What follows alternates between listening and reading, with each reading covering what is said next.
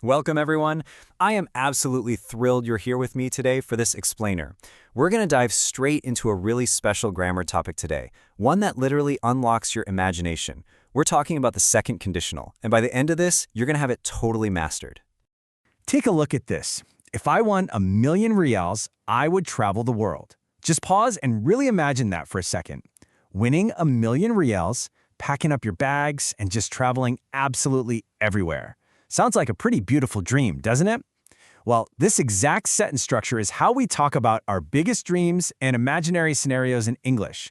So here's our game plan for today's explainer. First, we'll look at the real versus the dream world. Second, we'll break down the mathematical formula for this grammar. Third, we'll run through some everyday school scenarios. Fourth, we'll learn how to fix a super common mistake. Fifth, I'll throw a 3-question challenge your way so you can test yourself. And finally, we'll wrap it all up with a screenshot review. Let's jump right into part 1, real versus dream world, and when we actually use this grammar. Think of it kind of like a split screen. Over on the left side, we've got the real world. This is what is true right now. For example, the reality is that you're a student watching this explainer right now. But over on the right side, we have the dream world. This represents completely imaginary or highly unlikely situations happening in the present or the future. And here is the absolutely crucial takeaway. The second conditional lives entirely over there on the right side. Now look at how time actually works in this unreal timeline. You've got your standard past, present, and future, but notice how that past section is just totally ignored. Here's the twist. In the second conditional, we are going to use past tense verbs, but the dream situation is actually happening right now in the present or in the future. We literally only use those past tense words as a signal. It tells people, hey, we are in the dream world now. Moving on to part 2. Let's look at the exact formula for building the second conditional. Building these sentences is honestly just like following a super simple 2-lane mathematical formula. Lane 1 is our condition. You take if and add a past simple verb. Lane 2 is your result. You take would and add a base verb.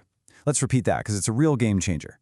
If plus past simple, would plus base verb. That right there is your golden rule for imaginary present and future situations. All right, part 3. Let's look at some everyday school scenarios to see these models in action. Check out our first model here. If I had more time, I would read more. Notice how those colored parts fit perfectly together.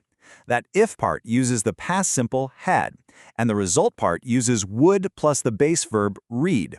Take just a quick second to look at how that flows. Now let's look at our second model. If she were taller, she would play basketball. I want you to look really closely at the word were there. In the second conditional dream world, we actually safely use were instead of was for all subjects. It's a special little quirk of this grammar. On to part 4, fixing common mistakes. Okay, I need to warn you about a massive grammar trap that so many English learners fall into.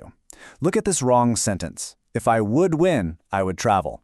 Do you spot the problem? Would never, ever belongs inside the if part of the sentence. No way.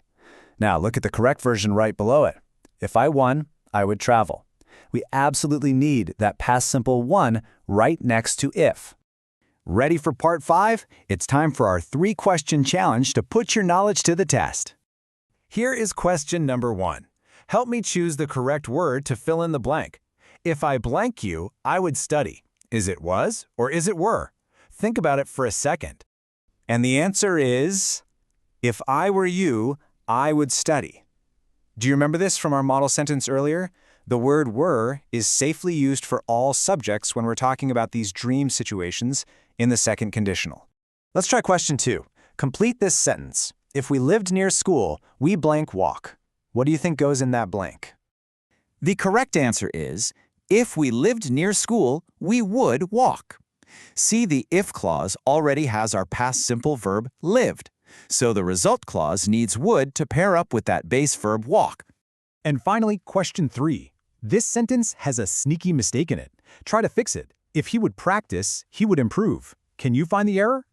Here is the fixed sentence. If he practiced, he would improve.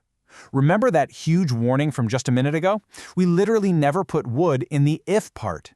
We have to use the past simple. So would practice becomes the past simple practiced. Great job if you caught that one. And finally, part 6, our screenshot review card.